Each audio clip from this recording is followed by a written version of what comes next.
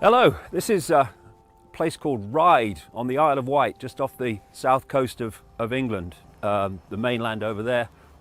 And one of the things that I've heard said over many years about me and what I do is that I do it all for the money, and that I make millions of pounds a year. I think it was 5 million, someone said, and they said they knew that. Oh, really? I wish I did.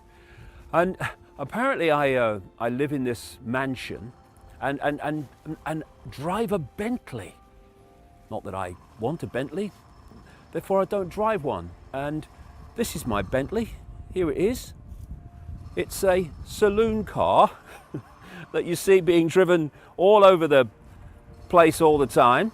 It's a few years old, not complaining about that, but some of the ludicrous things that are said, like, you know, I have a Bentley and a mansion and earn millions of pounds a year, it's just insane. So what we're going to do is show you me mansion.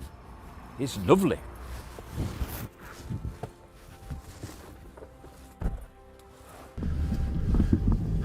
Not only is my mansion lovely, it's so big, and it's got electric gates, so people can't get in unless I open the electric gates. You know, I know all this is a fact because I've read it in a few places, and a few things have you know, gone around about all this bloody nonsense. So come and see me mansion. I've put the butler on alert, so he'll be ready to talk to us and get us a cocktail.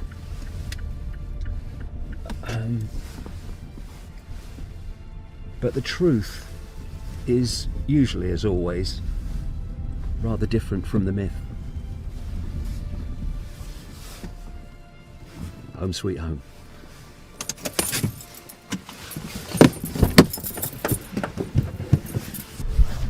Here it is, my mansion with its pillars. Ooh, it's so select. And people say, oh, look at that big house he lives in on the Isle of Wight. But what they don't mention is a little nicety. It's a block of flats. And I only live in one of them. And if my flat was any smaller, it'd be home for rabbits. Let me show you around, won't take long.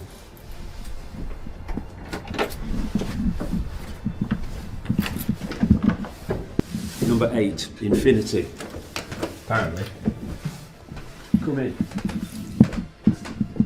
Excuse the mess, they're my light bulbs. I've been buying light bulbs. You know the old light bulbs? Before they banned them in Europe and brought in these twiddly green things that are cumulatively lethal. In fact, more than cumulatively if the mercury gets out. Well, they give off chemicals and radiation and all that stuff, so before the ban came in, I built loads of these bloody light bulbs, and I've got a place for most of them, but they're going to have to sit there. I'd rather they be there than have the other light bulbs. This is the biggest room of my mansion, and as you can see, I don't come in this room very much, but when I do, it's usually sitting there working, because it's a constant thing, it's a constant unravelling story of research and information and communication all the time. There's a bit of a theme of lions in here, you won't be surprised to know. That's Neil Haig's original there, of the front cover of Human Race Get Off Your Knees. Absolutely brilliant it is. And I sit there in my chair in the evening, fiddling away here, having a chat with my lion. And this is a picture that my little granddaughter did for me of a lion, of a granddad, and absolutely brilliant that is. And there's a bit of a theme here as well. If you look at the pictures, they're pictures of the Isle of Wight, the Needles Lighthouse, and some of the lovely country. And I was crazy about steam trains when I was a kid, and I fell in love with the Isle of Wight, first of all because of the steam trains. And over the years I've picked up these little prints of Isle of Wight railway scenes as they were when I was a kid. Another theme is my friends, okay? This is Len, This is Lenny the lion, and which I got from, you know, when my grandkids come. They love him. This is Rudolph here. Now, my flat is so big. My mansion is so big that when I got this for my grandkids at Christmas to put out when they come round, I realised after Christmas I've got nowhere to put it, so it has to stay out all the year round. So we're having a all year round Saturnalia with Rudolph the Red-Nosed Reindeer. Okay, I'll show you the rest of the place. Oh yeah, this is a doorstop. My grandkids love that as well. That's Ollie the owl, not Moloch. Ollie the owl. Yeah, they love him. Okay, that's the biggest room, and I tell you, that's just about it. So here's my toilet and bathroom, and I've talked about sitting in my bath playing with my duck. There you go. There he is. That's a radio.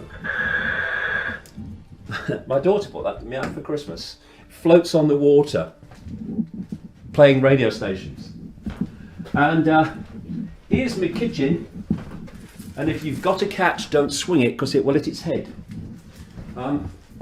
It's like a little galley on a boat, but for me, it's perfect. Suits me perfectly. But obviously the kitchen maid's day off, you know. And this is my bedroom. And that's it, really. Nice window view out there across the garden in the centre of the square. And the only other room to show you is where it all goes on, really, where I spend most of my life. Again, you know, don't swing a cat, but you know, it's good enough. I got all my books up there and got my mother up there. My mother died, quite a few years ago now, and my brother had a blow-up picture to put on display at the funeral, so you could remember her for what she really was, rather than this no longer functioning body computer in this coffin. You know, I thought it was a great thing, and so I got a copy of that. You'll see the themes of lions again around here, and this one I love. Oh God, this one I saw that, I thought it was brilliant. Integrity. The soul is dyed the colour of its thoughts. Think only of those things that can bear the full light of day. The content of your character is your choice. Day by day, what you choose, what you think, and what you do is who you become. Your integrity is your destiny. It is the light that guides your way. I thought that was absolutely brilliant. So anyway, it's taken us, if I didn't talk and waffle on, it was taking us about 2 minutes, if that, to walk around this flat. It's so small. And that's not, oh, look at poor me, I've only got a small flat, it's all I want. Because my life is what I do.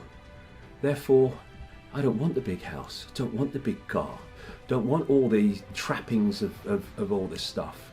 Because it's a strange thing that the world is such that people, a lot of people, find it very difficult to accept or believe that anyone would literally dedicate their life to a cause and work at it 7 days a week, sometimes 12, 15 hours, sometimes, often when I'm writing a book,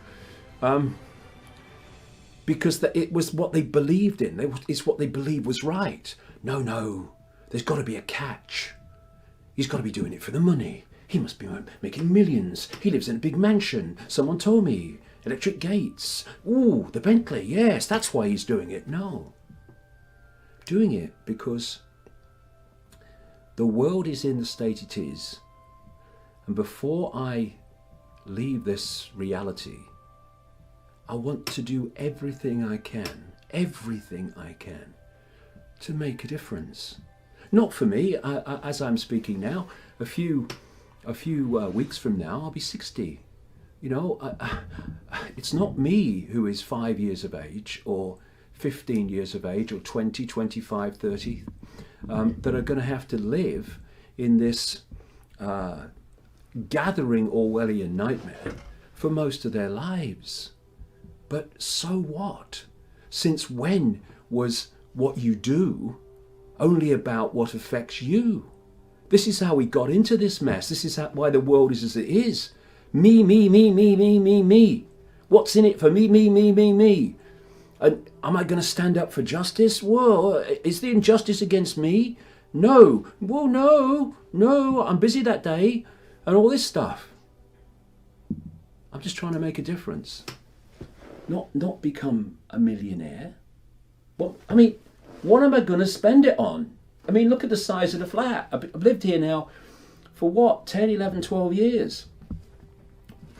Why would I do that if it was about making money? What would be the point? And given the fact that I am going to be doing this as I'm doing it now, in terms of effort, for the rest of this sojourn in this reality, until I drop, what am I going to do with it?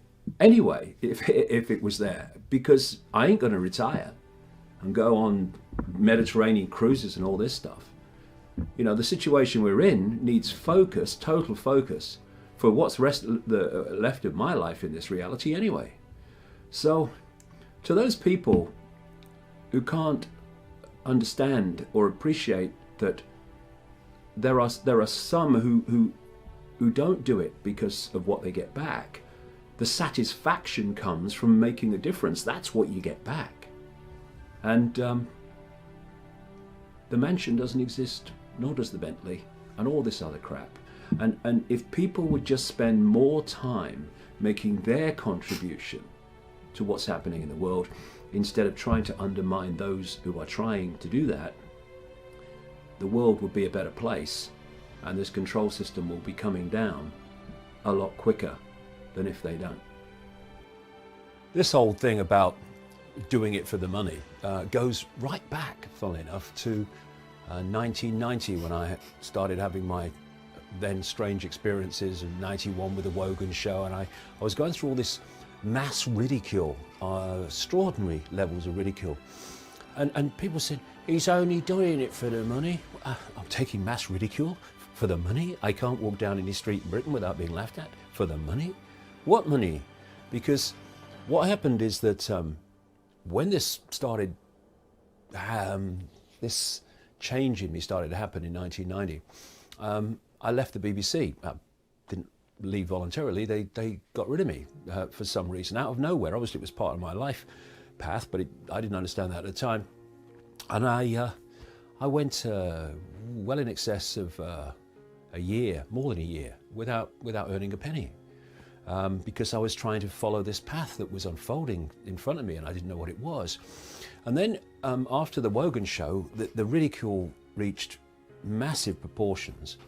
And after a while, I started going around talking at different places publicly in the days when nobody came. And I remember I was speaking at Liverpool University in the northwest of England, and there was hardly anybody there. And I was going to go home, as I did most times when I spoke in those days, poorer than when I arrived. And I took some questions at the end, and in this kind of, big kind of hall with nobody in it, very few. And one man stood up, he said, "What you doing with the money? Where's the money going?" I thought, where's the money going? Out of my bloody life, mate, that's where it's going. And it was like, I had a friend I used to travel with at the time, Yeva. She was lovely. She was like a Native American grandmother, lovely lady. I travelled with her quite a bit at that point, and she was very, very good for me because she was helping me try to understand what was happening in my life. And when he said, "Where's the money going?" I looked across, and she's going, "Oh God, they only knew." And so it's this kind of strange theme that to do anything you have to be doing it for the money. It's not true. That's not to say that I'm a poor or anything like, but over the years there have been periods like when those early periods when I was earning nothing and just existing on what I earned from television, which was not that much, funnily enough. And then there were periods when it was just hanging on, and then there was another period around 2005 onwards when someone put the rights to my books in their own name in America, and I had to go through the federal courts to get back what I already owned, and that was a financial nightmare as well. But through those periods, you keep going because you believe in what you're doing. You keep going, and somehow you get through the other side. But then when you've done that, for people to say you're doing it for the money is just, well, ridiculous. And like I say, it's been a theme all along. And if they only knew how many times we were on the brink, but somehow got through. And why? Because when you're passionate about something, you find a way.